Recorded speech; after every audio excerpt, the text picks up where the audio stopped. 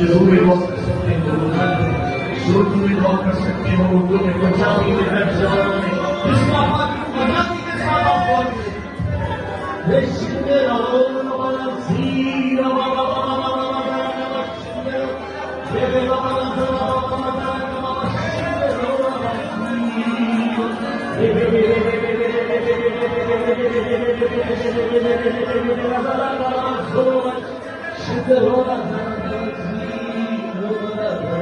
कोई आपकी आवाज को नहीं सुन रहा, सिर्फ कुरान और उसके बाद लोग आपकी आवाज को सुन रहा है। यानी दुनिया में बैठे शुक्रगुजारी करने का टाइम है, शुक्रगुजारी करने का टाइम है, रूह से वक्त में हो जाने का टाइम है,